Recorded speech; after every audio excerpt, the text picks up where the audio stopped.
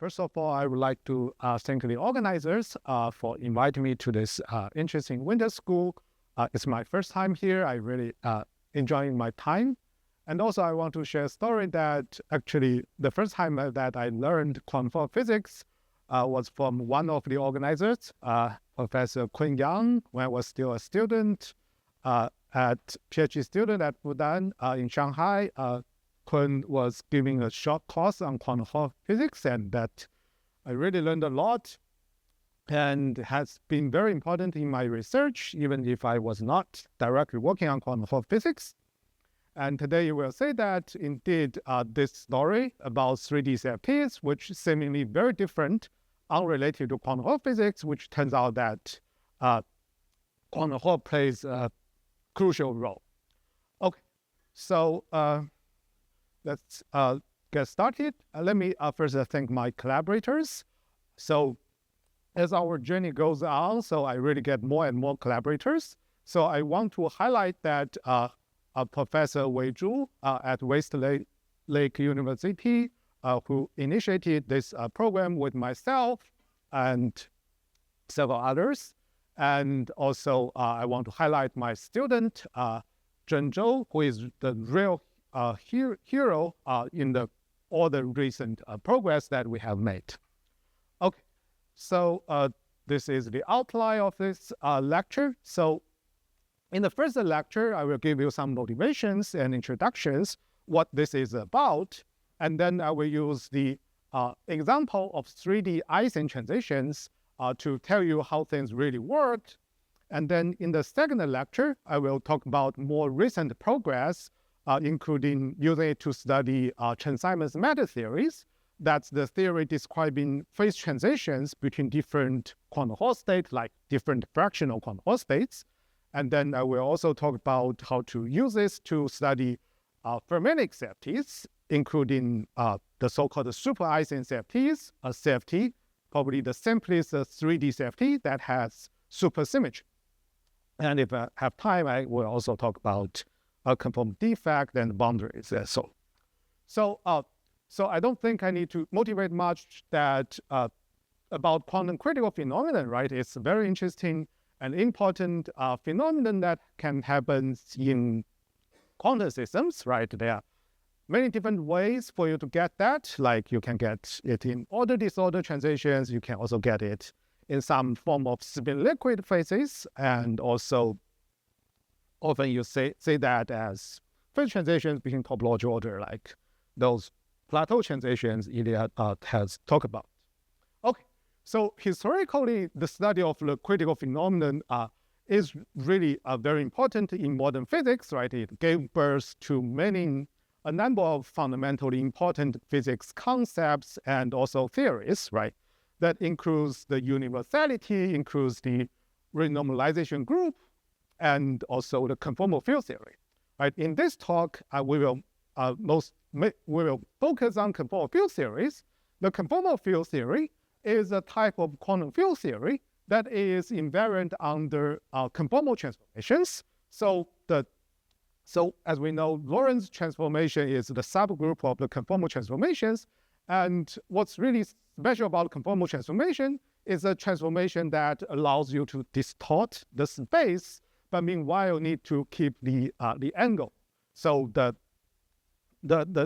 transformation rule of conformal transformation is this very funny looking one. And historically it was Polyakov who first discovered that the exact solution of the 2D Ising actually has this emergent conformal symmetry, and then he conjectured that the nature will have a good taste of beauty. So then the 3D Ising transitions and many other phase transitions will also have this conformal symmetry, right? This really gave birth of the CFT, right? And nowadays, CFT plays important role in many different fields in physics, right? In the stack Mach, like Ising model, but also the liquid gas transition, right? You will have CFT emerged, right? And in quantum matter, right? You can get quantum criticalities. You can get some gapless spin liquid, right? Which are also described by CFT. And that was the original motivation for myself to study CFTs, right? And in high energy physics, right, there are also proposals like ADS CFT saying that the CFT will encode the secret of quantum gravity, right? And if you are a QFT person, right, and then the CFT will appear at the fixed point of the RG, right? It could either be a UV fixed point or IR fixed point, right? So CFT really appears in many places, right? And in 2 dimensions, right, the CFT enjoys a lot of nice features, like due to this infinite conformal algebra, and many 2D CFTs are exactly solvable, right? Like the Eisen CFTs, populations, Potts model, and so on, right? And as we know that those exact solutions, our knowledge of 2D CFT helps us a lot to study quantum Hall physics, right? I would say we can view this as a gift from CFT to quantum Hall physics. For example, we do get the exact algebraic structure of the 2D CFT, and then you can write down the exact CFT correlators. And turns out that using those CFT correlators, you can actually build quantum Hall wave functions that applies to both Laughlin wave functions and, more importantly, to Moiré wave functions. And this is a very nice way for you to write down quantum Hall wave functions, especially for those with non-abelian topology orders, right? But not every single wave functions can be easily write down using the CFT correlators, right? And on the other hand, we know that the CFTs will be characterized by a number of universal CFT data, right? Like the scaling dimensions, like the central charge, and so on, right? And again, those would appear in quantum Hall physics. And one good way to think about that is if you can look at the gapless edge of those quantum Hall states, right? And then the so-called chiral central charge, which is related to the thermal Hall conductance, right, is nothing but the central charge of the CFT, right?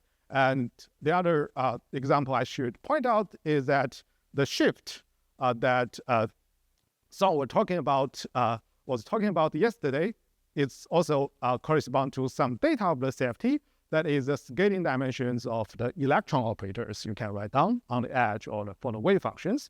Has been discussed in a number of papers, including the one that by Nicorate. Okay, so that is a 2D story, which is very beautiful in both the mathematical structures and its applications. But if we go to higher dimensions, then the situation becomes much harder.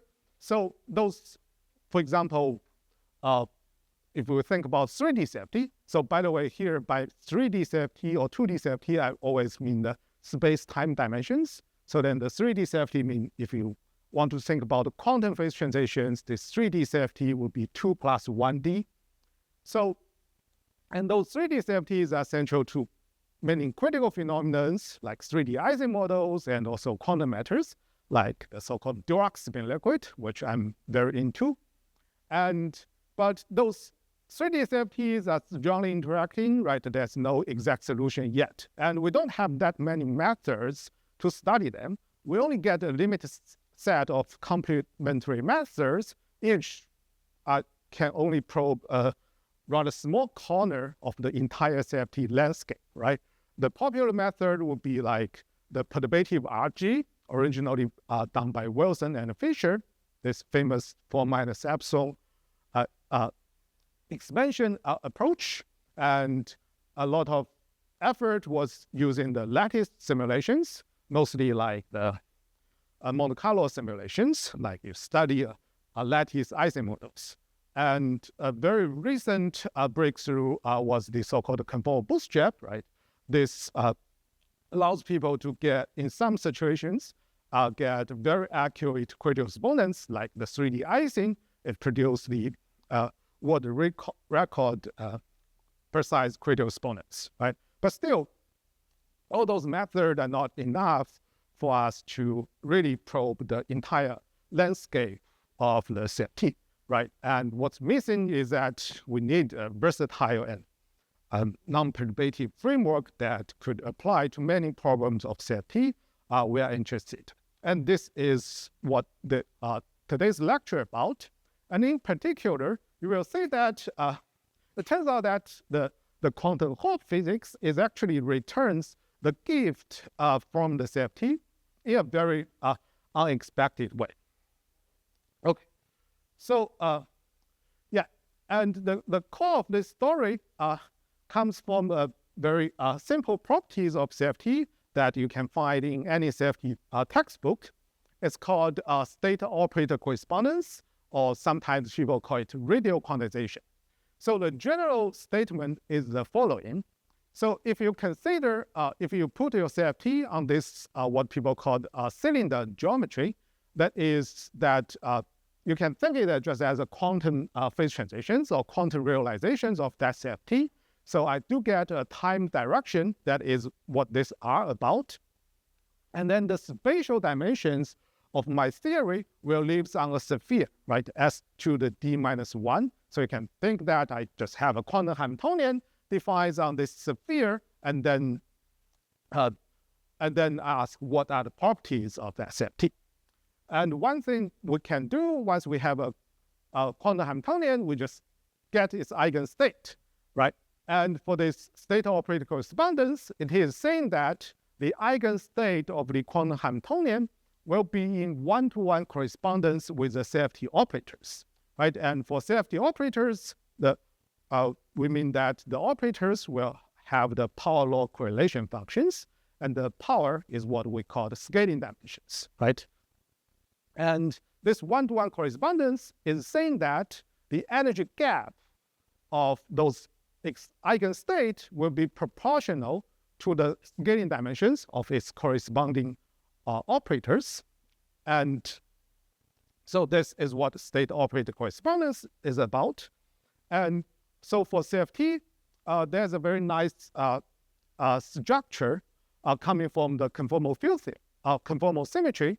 That is, I can organize my operators in terms of the so-called primary operator and descendant operators.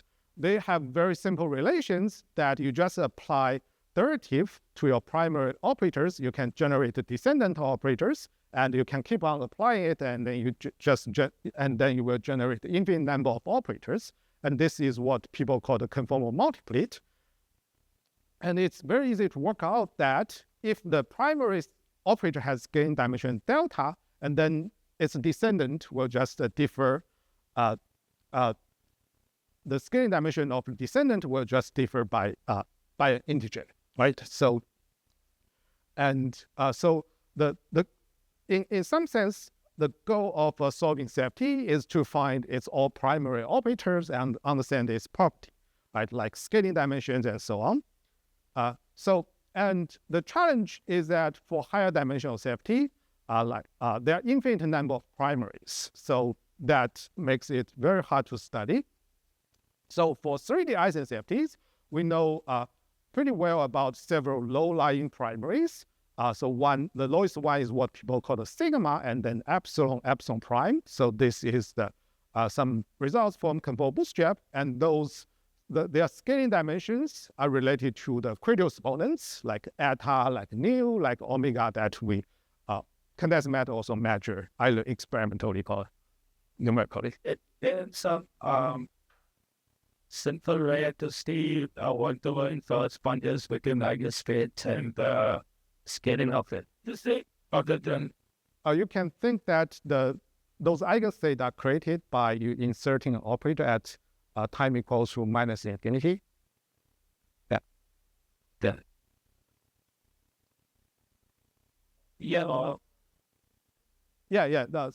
Thanks for the question. This r is like the radius of the sphere. V is like the velocity, right? Whenever you have a Hamiltonian, you can multiply it with some arbitrary numerical factor, and that will go to this V. That is the where does the Hamiltonian summary?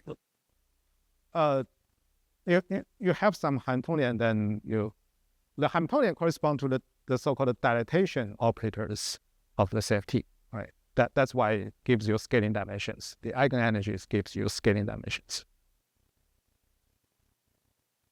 So that's what this starts to get sent is a real fun exact. No. It's as long as you have conformal symmetry, then it works. The key thing is that you have to put your spatial dimension on sphere. That's it. Yeah, it cannot be on torus or any other geometry. Only sphere works. You have to have a linear stuff where again.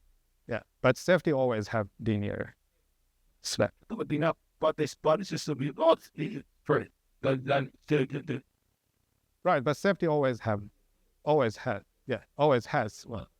right. That. So here, this probably only works for safety. It comes from the conformal symmetry. Yeah. You really and flagrant, maybe right, but is the problem of the line level? Does that have the conformal to it? No.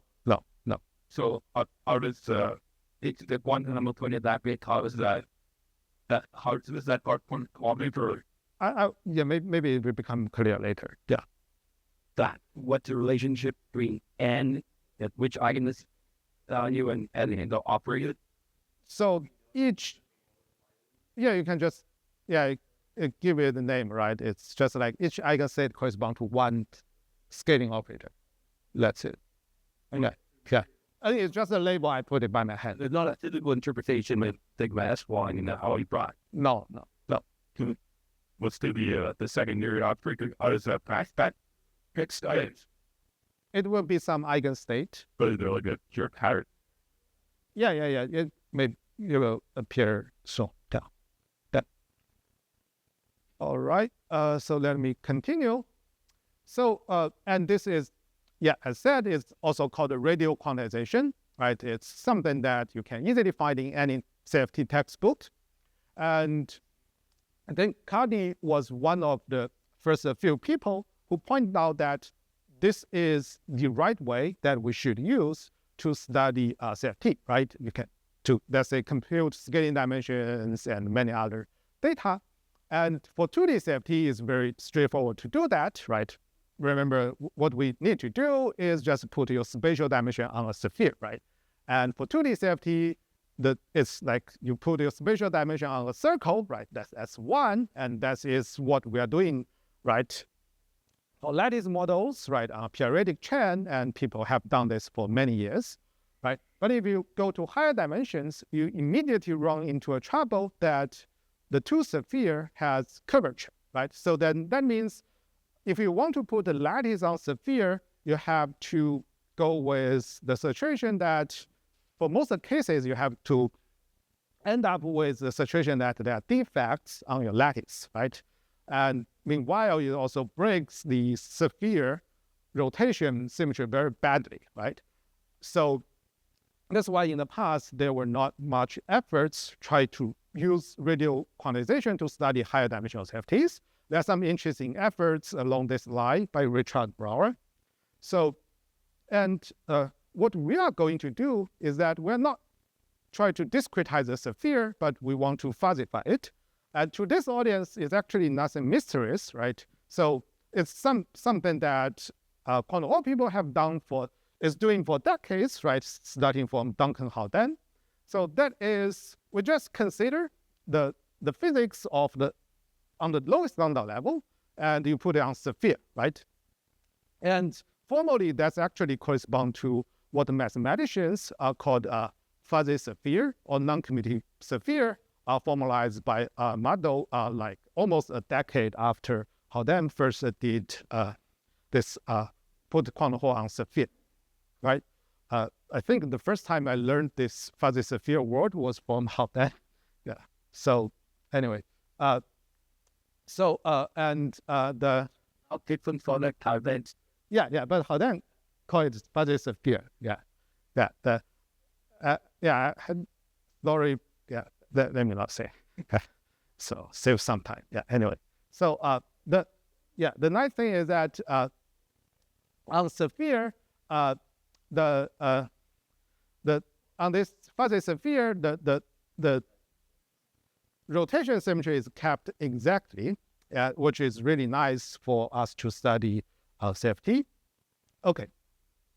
So now let me just try to explain the idea what this fuzzy sphere regularization is about, right? So as I said, right, it's not something mysterious, right? It's pretty much like what we were doing in the past. So if you think about the usual lattice model realizations of those CFT, like icing, right? What you do is that you have some strongly interacting lattice models, like the famous transverse icing models, right? You design some Hamiltonian, and then such that you, by tuning some parameter, you can make it to hit some critical point, and then you study that critical point, you get informations about CFT or phase transitions, right?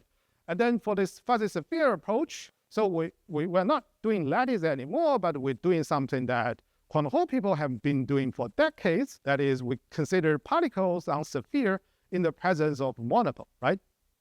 And then following the same logic, right, we design some Hamiltonians, right, like this Fermian form, and then try to tune some parameters in the Hamiltonian to make it to realize certain phase transitions, right? And we can, yeah, that's the basic idea. And it's a very natural idea, right? And I think no one will doubt that in such systems, right, you will realize phase transitions, right? But somehow no one ever tried to explore this like state operated correspondence in this context. I should also point out that the idea of studying phase transitions on lambda levels was actually pursued before in this nice paper, but still they are focusing on torus for slightly different motivations. Okay, so as I said, right, no one will doubt you will realize phase transitions in these quantum Hall systems. But one thing that people, maybe one key reason that people didn't try to really do it was the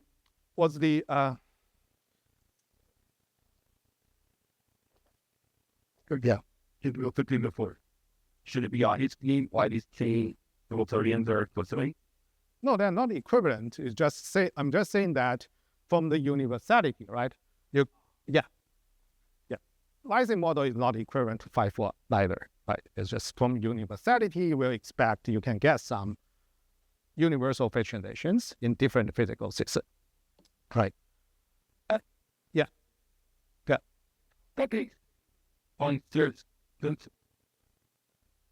I will come to this. I will show the Hamiltonian in a few slides. Yeah.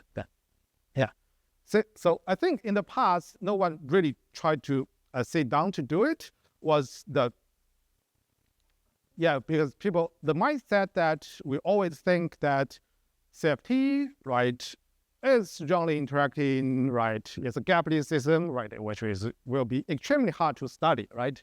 To really get any sensible informations like critical exponents, you have to simulate, let's say, thousands of millions of spin, right? That's what people did in the past lattice model studies, right? And for these quantum Hall systems, if you are able to simulate that large system size, of course, you will say everything, right? But we know, it's hard to go to that large system size due to the size problem. So then for very small system size, people would think that you will not see much information about CFTs. But it turns out that it's not the case, right? So anyway, we sit down and try to do it, and then we find that it's actually quite the other way around.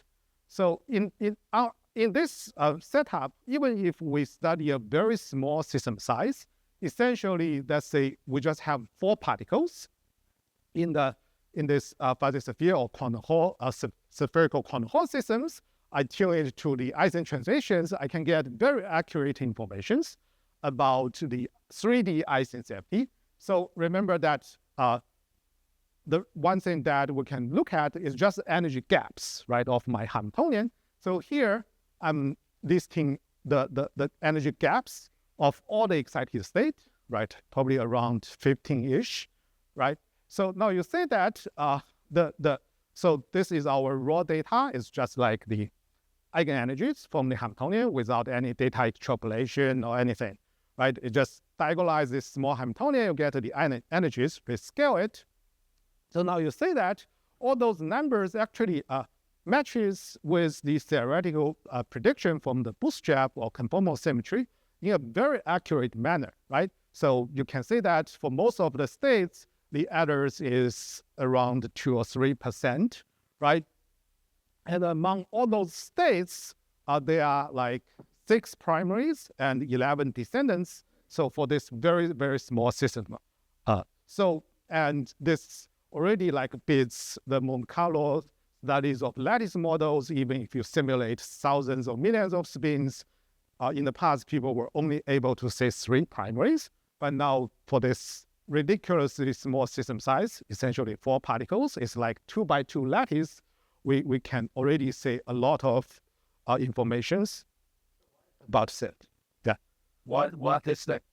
Yeah, that's I think So that's the 1 million question, right? So my bet or my speculation is that the exact solution of 3D Ising is hidden in quantum physics. That's my dream. That's something. Yeah. So, but you may have different opinion that why it works so well, but in practice, what we can do is that now we can use this method to study CFTs, many different CFTs, try to understand their properties. I think there's some question.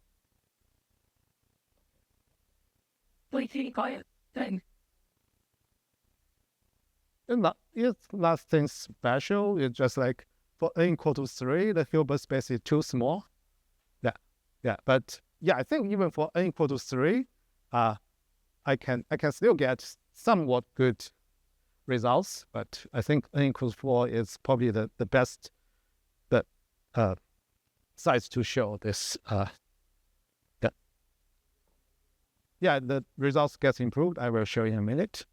I get you that. Okay, then let me continue. And it's back up. Yeah. Of waters in the previous slide. Yeah.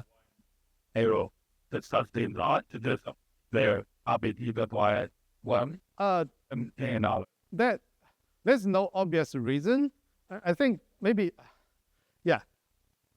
one may ask the other way around, why only this state has such large error, right? Because usually when we think about CFT, we would say that it's only some property will emerge in the low energy, right? That means if you look at the entire spectrum of any Hamiltonian, right, only very small part of its eigenstate will contain universal information of CFT. But here it seems every single state, except this one, seems has to do something to do with CFT. That's again something that it's hard to we don't have an answer for at the moment. Yeah. So now that let me tell you how we set up those things. So again, to this audience, I don't need to introduce anything much about lambda levels, right? One thing I should just highlight is that when we consider the physics on lowest lambda level, that's actually correspond to non-commutative geometry. Some was already alluding this, that if you look at the guiding centers of the particles, right, then they are not commuting. XY is not commuting. That is another way to say about non-commutative geometry. And let me not go to the details. So, and then this is the spherical lambda levels, right? We know the solution, right? It's very similar to the flat space, right? And an actual nice structure is that each lambda levels will form a representation of the SO3. Specifically, will be the spin n plus S representations. The S is the multiple flux, N is the label of the lambda levels. So if you look at the lowest lambda level, that is n equal to 0, right? Then it will just form spin S representation of the SO3, and the wave functions of those lowest lambda level is called multiple harmonics, and the lowest one it has very simple form, right? It's just product of the cosine and the sine and so on, right? And you can plot the wave functions. the spatial configuration of those wave functions, you can say that they're localized at different latitudes, right? That's something we are very familiar in the lambda level physics, right? So, and then what we are going to do is that we just choose some Hamiltonian, and then we do the lowest lambda level projection, right? So that, I think I don't need to explain much, right? It just consider the Fock space living on the lowest lambda level, and project the Hamiltonian to it, and study its property, right? And let me just briefly say that the so-called fuzzy sphere is that if you consider the 3 coordinates of the sphere and they project it to the lowest lambda level, you will find that those coordinates becomes matrices, and they are following this SO3 or SU2 algebra, right? That is what mathematicians call the fuzzy sphere. So for computing all those CFT-related informations, we don't need to think anything about this fuzzy sphere and so on, but I think fundamentally there's something interesting to really explore, which I may allude at the end of the second lecture. Okay, so now let's just look at how we actually study this 2+1D Ising CFTs. So the model that we are going to study is quantum Hall systems on the lowest lambda level, right? And we are going to introduce non-relativistic fermions, like what we usually do with an isospin degree of freedom, right? You can think this isospin is some actual flavor degree of freedom. It has nothing to do with magnetic field, has nothing to do with a sphere rotation and so on, right? So I call this isospin as spin up and down. As you can imagine, that becomes the Ising degree of freedom of the Ising transitions. Okay, so with this fermionic operators, we can build the density operators, right? Just by inserting the Pauli matrix, right? So then you can easily imagine that those density operators will play the role of the spin operators, right? Like what we had in the spin models, right? And now we can write down the Hamiltonian. The first term is a kinetic term, right, which gives me the lambda levels. The second term is the key, which will give us some phase transitions, right? And the Hamiltonian is defined in this way. The first term is the total density square. It's a contact term, right? It's like on-site harbor interaction, if you wish. And the second term is the analog of the Ising interactions, right? So we add a Laplacian to it. That is like the first neighbor Ising interactions, if you want to make some analog to the lattice model. And the third term is the transverse field term, right? By tuning which we can realize the phase transitions. So you can say it looks very similar to the lattice transverse Ising model, right? Okay, so that is the model. And then what we do is that we project it to the lowest lambda level, right? And then study its phase diagram by tuning those 2 parameters, U and H, right? So this is what the phase diagram will look like. So you can easily imagine that if I don't have a transverse field, right, I only have this interaction, and then the ground state will be what people call a quantum Hall ferromagnet, right? Here is an Ising ferromagnet because I only have Ising symmetries, right? And those Ising ferromagnet is very easy to understand what it look like, right? I just on each orbital. So here I'm always considering the case that the particle, the filling factor is 1 particle per orbital, right? And then in this Ising limit, right, I will just have 2 ground state, 2 degenerate ground state. Each all of them have, let's say, on each orbital, I have exactly 1 particle, 1 fermions, and then its spin directions will point either up or down, which breaks this Z2 symmetry, right? That's really just Ising ferromagnet, Ising quantum Hall ferromagnet, right? And then by applying a magnetic transverse field, right, if it is strong enough, it will polarize the isospin, and then I will get a paramagnet, which again just at each orbital, I will have exactly one particles, but this time the spin goes to transverse direction. Yeah. Either way, very honest and so It's just Fermi is easier, right?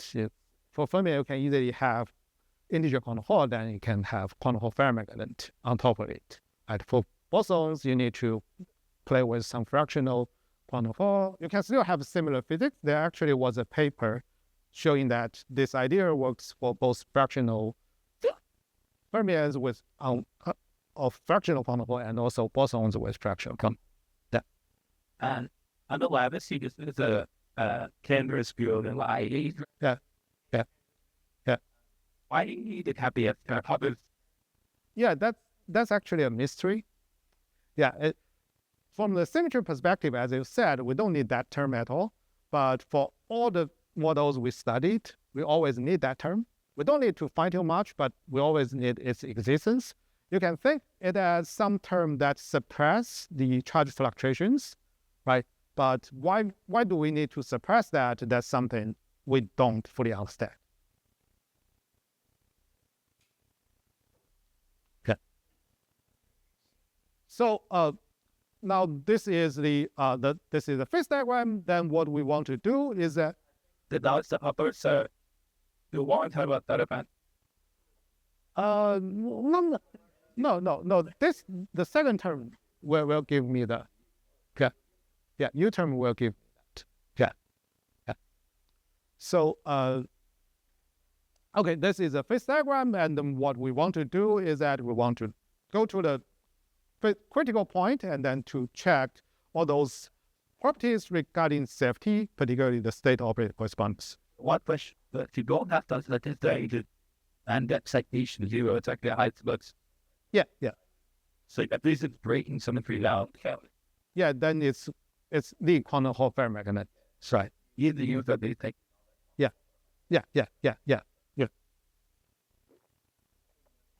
Yeah, from the symmetry perspective, I only need the last two terms, but just mysteriously, we always need the first term. Yeah. But it just works right through the numerical system.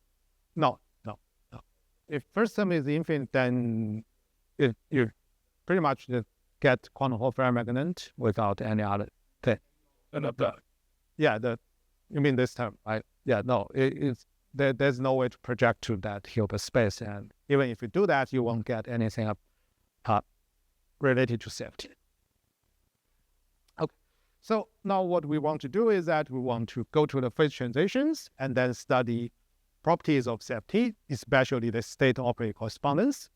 So let's take a closer look of what this model like, right? I think many people are familiar with this, right? It's really just study quantum Hall on lowest lambda level, putting on a sphere, right? Then we get lambda orbitals, and we can build Fock space, and then write down a Hamiltonian for that, right?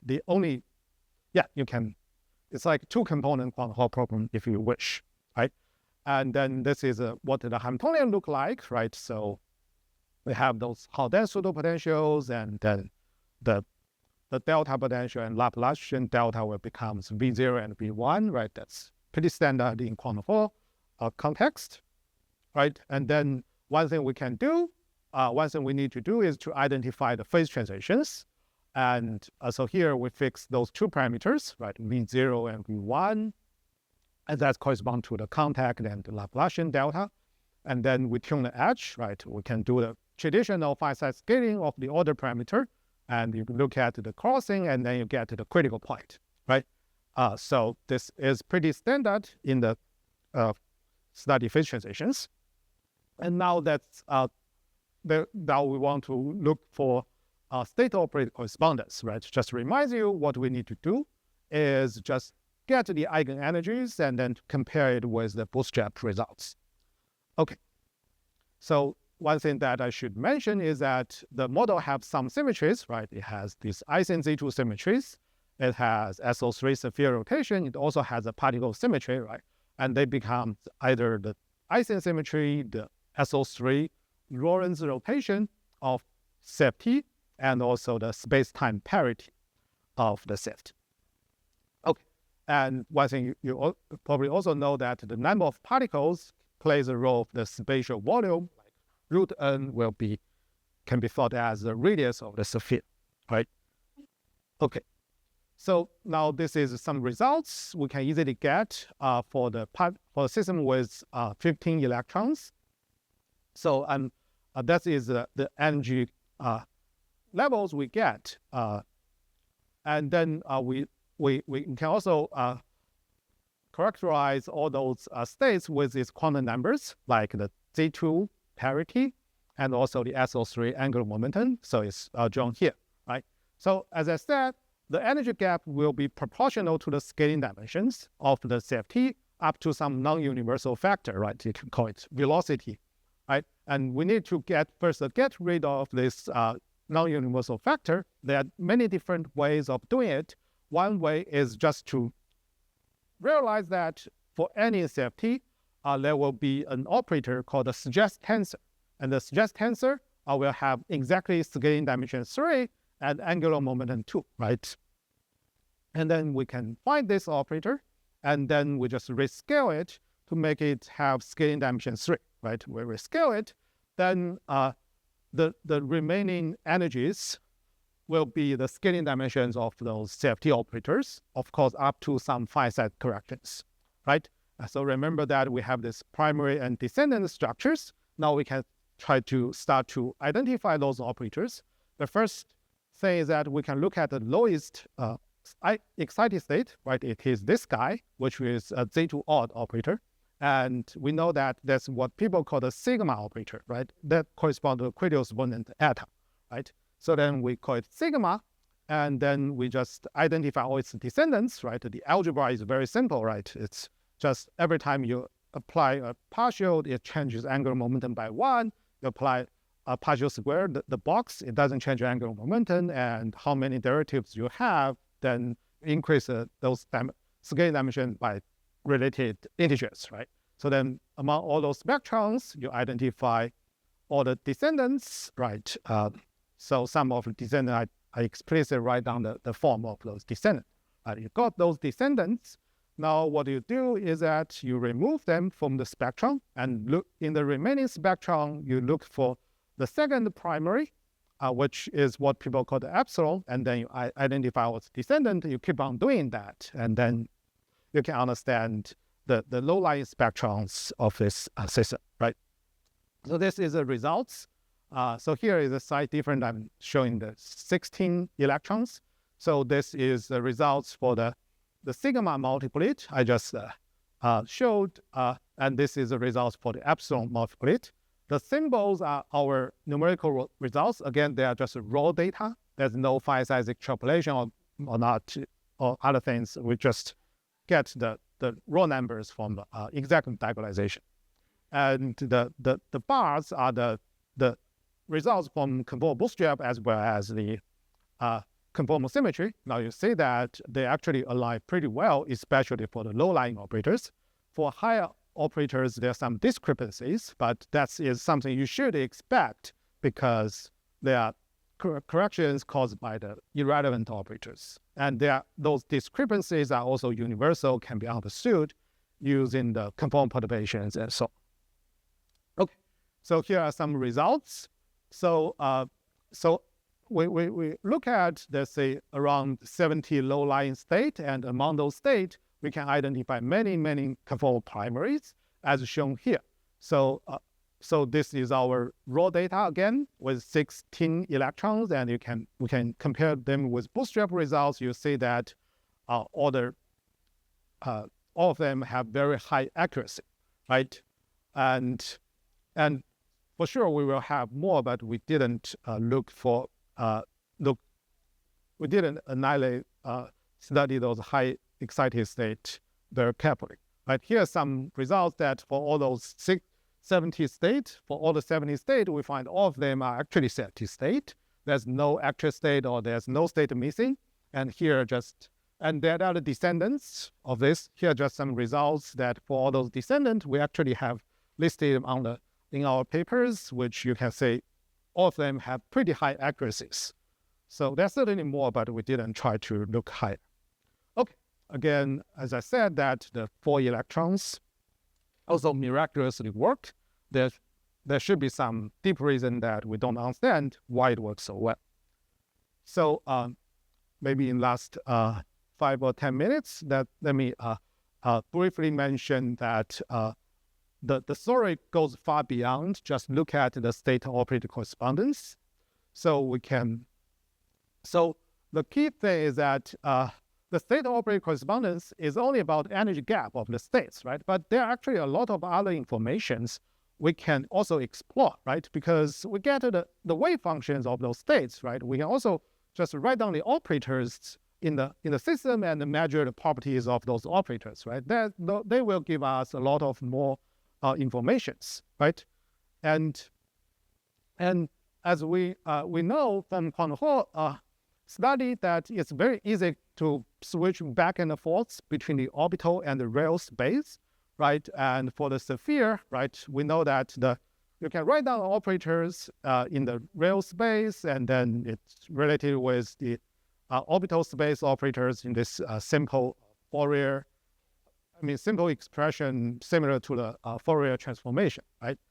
And then from this, you can just translate quantities between the orbital space and the real space, even though we were doing computations in the orbital space.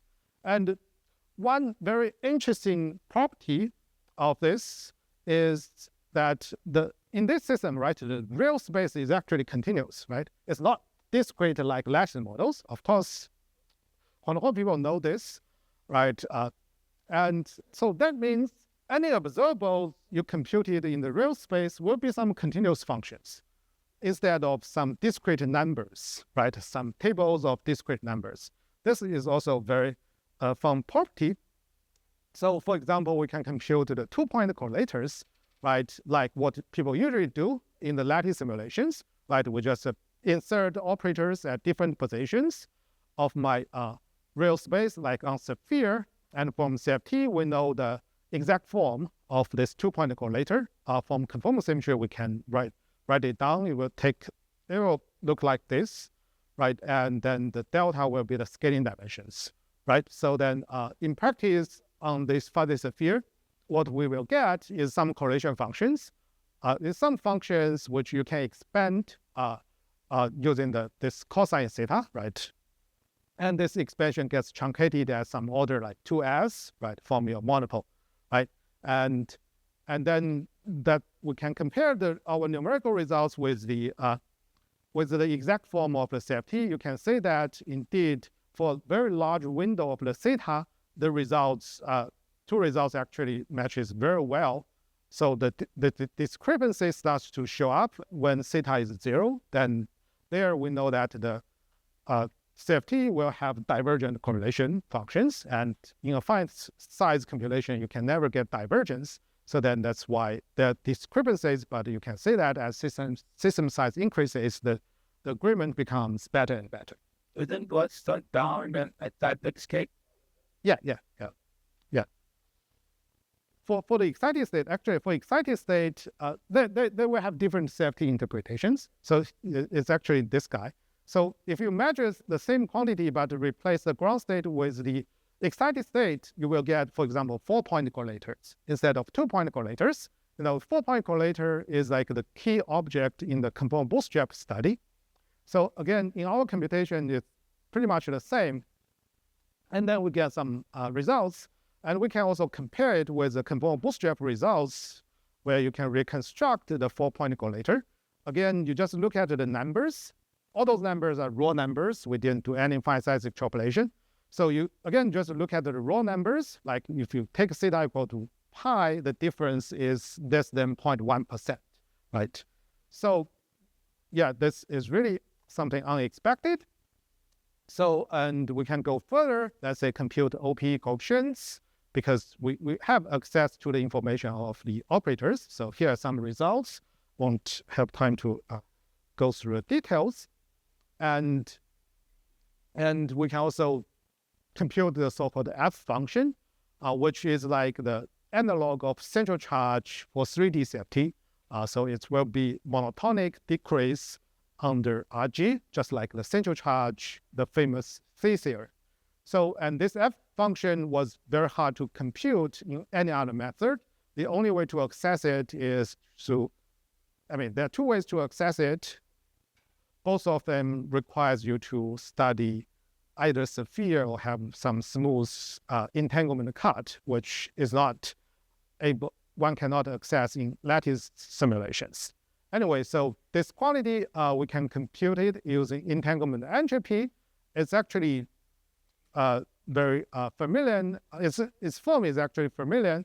If you consider entanglement entropy, it has this area law piece and the subleading piece. The subleading piece is called F function. And in the context of topological order, this F is nothing but what we call topological entanglement entropy. And the topological entanglement entropy will also follow this F theorem if you consider Rg flow between the CFT fixed point and topological fixed point. So, and here is the results. So unfortunately for this guy, we need to do some fine size extrapolation to get the final results. Yeah, I will leave it to you guys to decide how much you would trust this data. But for all other data we have shown, we don't need any fine size extrapolation. All those raw data are good enough for many purposes. So this is a result. So I have shown the results for the icing, right? So we can actually go far beyond just study icing. I think at the moment, I can still say that almost everything can be studied. And here I just give you a partial list of what people have done in the past 2 or 3 years, right? I've shown the OPE, operators, correlators, F functions.